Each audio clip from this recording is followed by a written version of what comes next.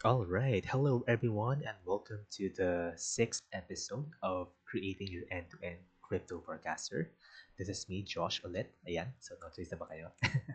Okay, cool.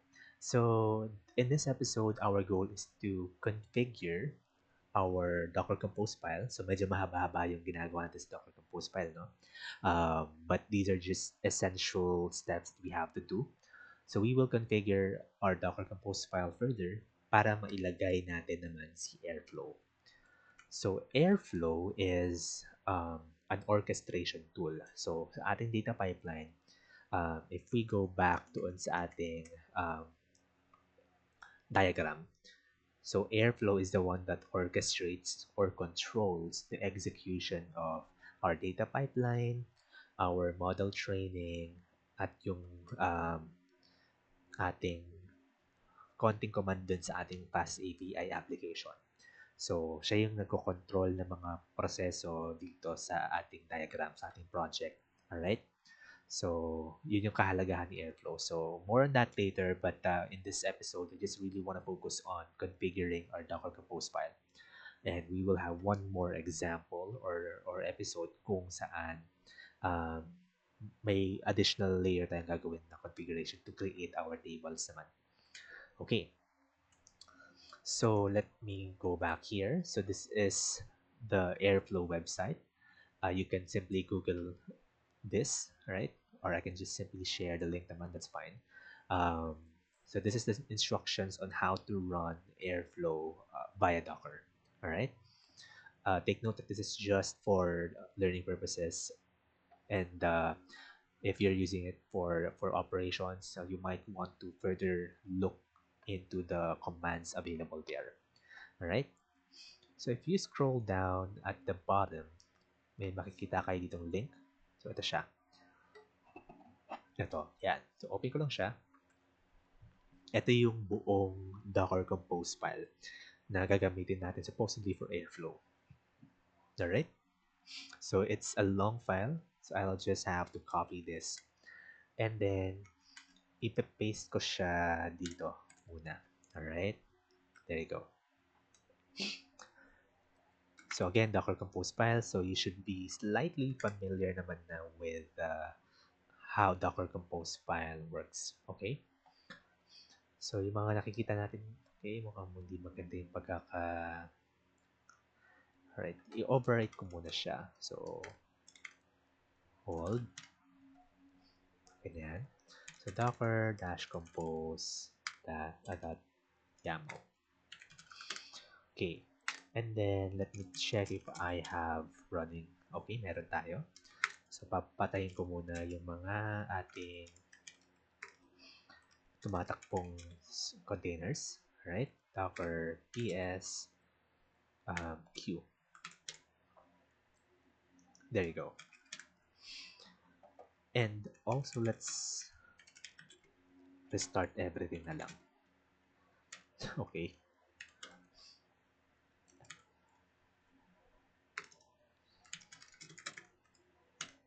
Okay, hindi siya stop or hindi siya prune. Yes, natin siya. Ayan, okay. And then, last is for the volumes naman. Kasi we might need to recreate the same containers that we have, especially now that we're using um, Airflow. Okay? Bakit wala? Volumes. Ba tayo din mag-delete? Docker volume. This will, okay, delete ko na siya manually. Okay, cool. There we go. All right.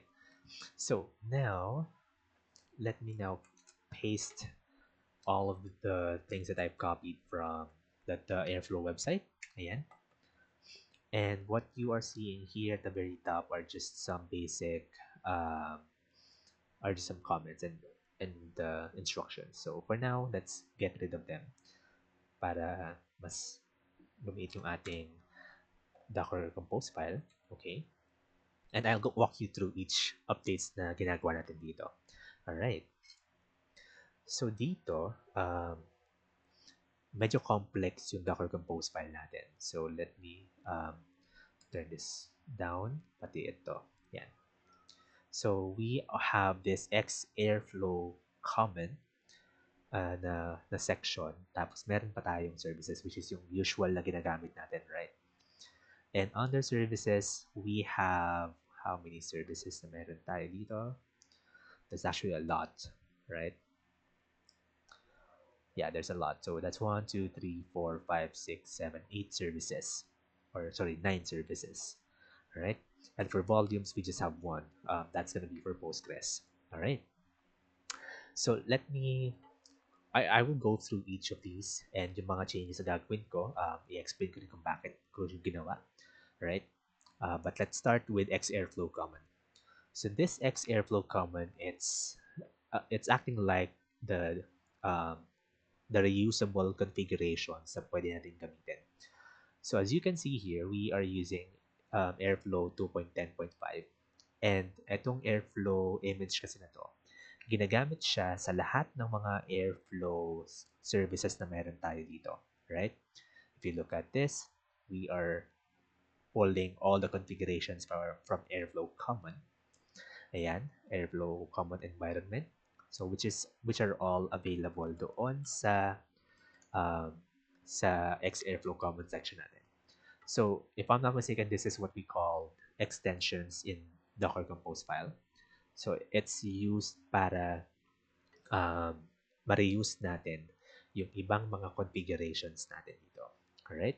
Para hindi natin ulit-ulit itong mga to kasi if we don't have this, lahat ng mga settings na to, uulitin na natin siya sa bawat Airflow um, service na meron tayo sa Docker Compose file na to. Alright? So there, let me walk you through what we have here. So again, we're using this version of Airflow. Ito yung mga environment variables natin. Alright? So I will remove celery here. Okay? Kasi hindi natin siya gamitin. See, Airflow, there's several, or there are some few architecture designs that Airflow is using. First one is yung sequential, which uses a database file in that .db file. It only allows single execution lang ng mga scheduled jobs. So, hindi pwede yung parang parallel doon kasi isang database file lang siya. And here, gumagamit siya ng Celery, which I think gumagamit ng multiple clusters and and devices. I think. All right.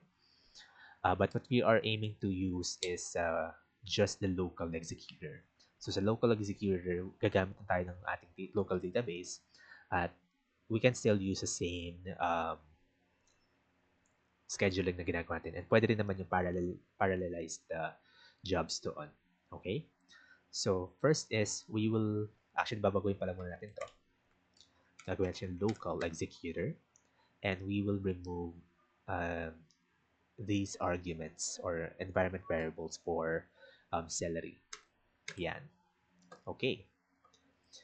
So now, dito naman tayo sa load examples. Yung load examples will load sample DAGs kay Airflow. Right? So, kapag naka-true yan, ibig sabihin, mamaya kapag pinatakbo natin to, may mga DAGs na tayo makikita. So, in my case, I don't want to do that. So, false ko lang muna siya para blank lang yung makikita natin sa list of DAGs doon sa Airflow.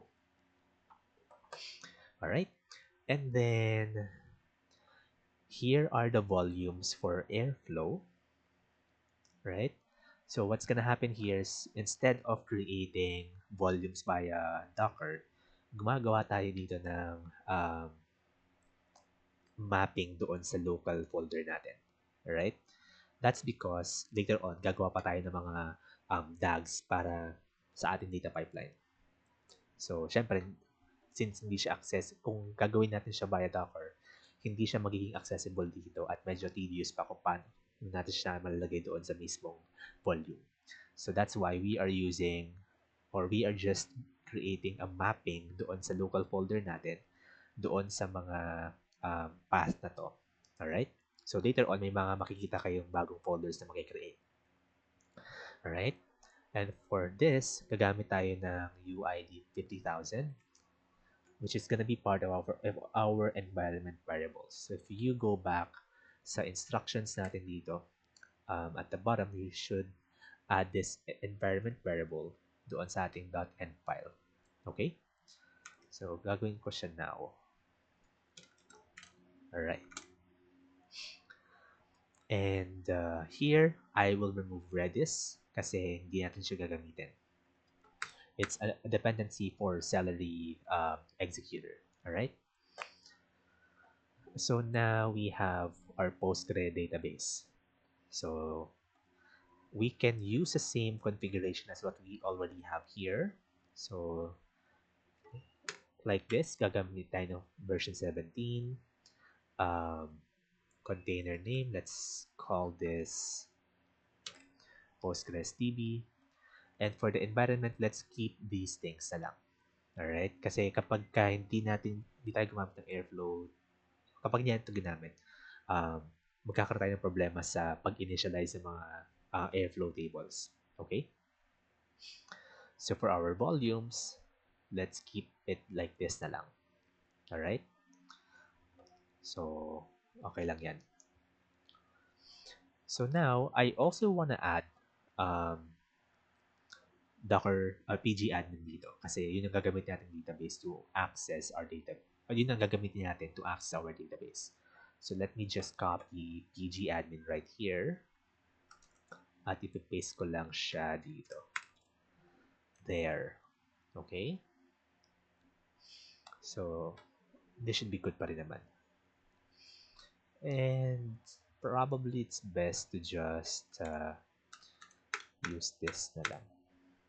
Okay, pgadmin volume. Yan. There. Okay, so good sa tayo kay Postgres and kay pgadmin. Then we have our Redis service here. As mentioned, we don't need this. Okay, so this is just a dependency for our Celery executor. Or that's actually another database na pwedeng, or not database rather. So yeah, another service na pwedeng gamitin for Celery.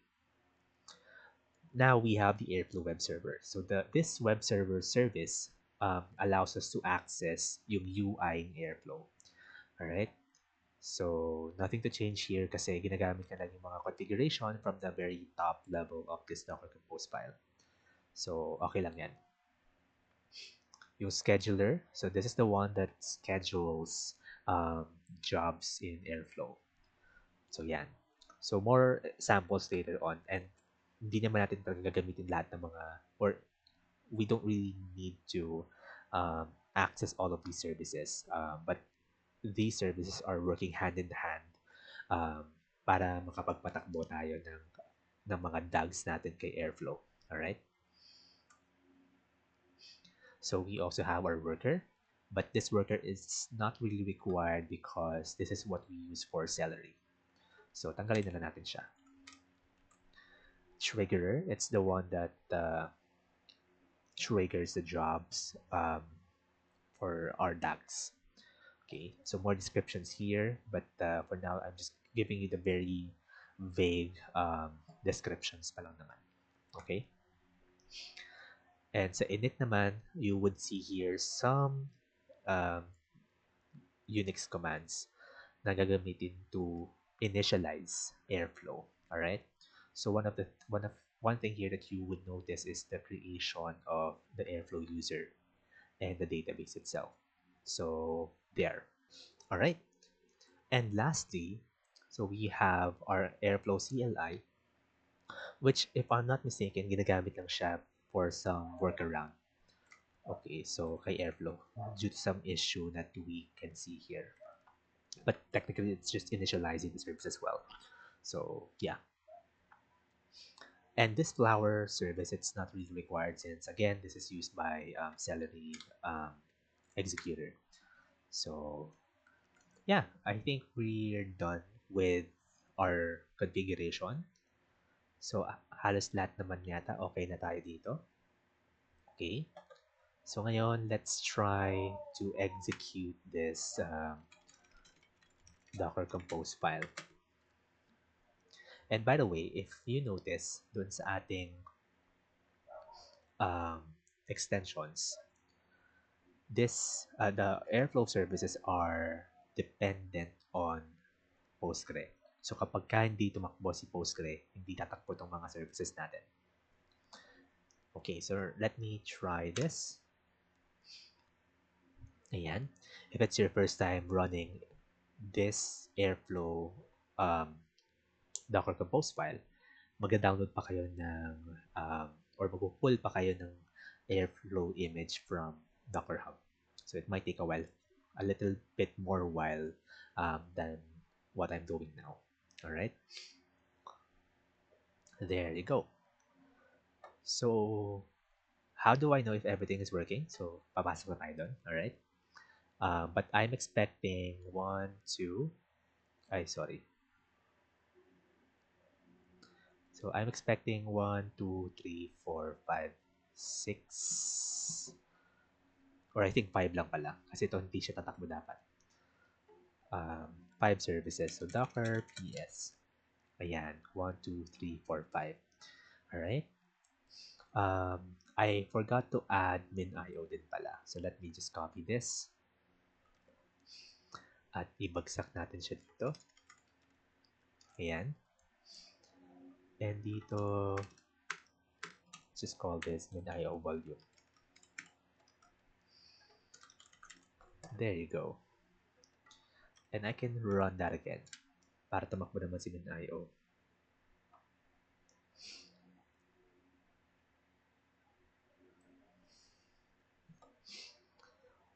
Okay, there you go. And actually, if you're just running one service from a Docker Compose file, you can actually do something like this. Min.io.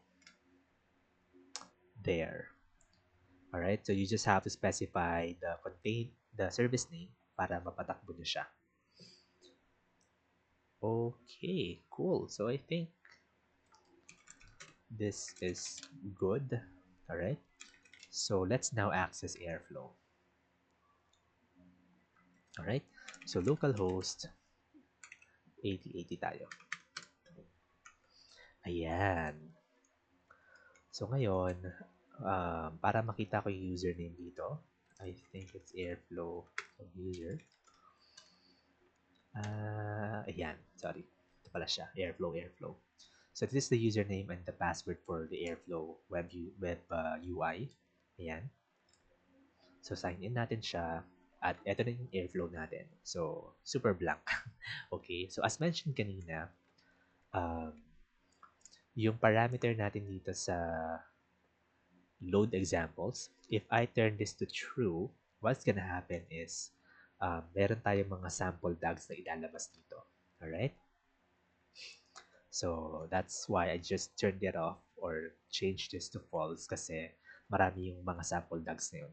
So, gusto ko lang mas masimple um, yung ating project. Alright? And after executing, you would notice that we have additional folders na create dito. Plugins, logs, dags, and config, which are all coming from our Airflow web server, or Airflow services. Okay. So mamaya gagamitin natin yung dags para makapag-orchestrate tayo ng ating data pipeline. Alright? Um, yeah. Let me show you as well our database. So papakita ko lang kung ano yung mga database na na-create doon sa Airflow. So let's expand this and register a server. DemoDB. Connection natin, let's try again yung localhost kung gagana siya. I swear gumagana siya dapat.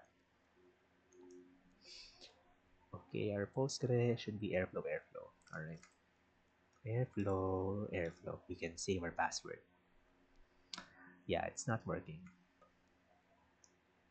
That's fine. Let's use Postgres na lang. Save. There you go. So if I expand this databases, so now we have the default Postgre database, right? And we also have the Airflow database itself. So ito yung kung saan nag-store ng metadata si Airflow. So if I expand the schemas and tables, eto siya. Lahat yan ay ginagamit ng Airflow. Alright? Oops. Hindi naman importanteng alamin natin to. It's just metadata na ginagamit kay Airflow. So, ayun. So, yeah, we don't really need to go through this. Alright? What's important is for us to navigate this UI further. So, mamaya kapag ka nasa Airflow pipeline na tayo, um, mag-demo tayo kung paano tayo mag-create ng DAG, um, mag-schedule ng DAG at mag-run ng DAG dito sa UI.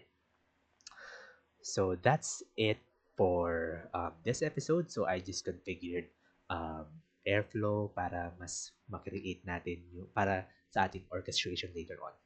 So in the next episode, it will still be configuration, but it will just be a short episode because we will set up the tables na gagamitin natin for our project. So see you in the next episode.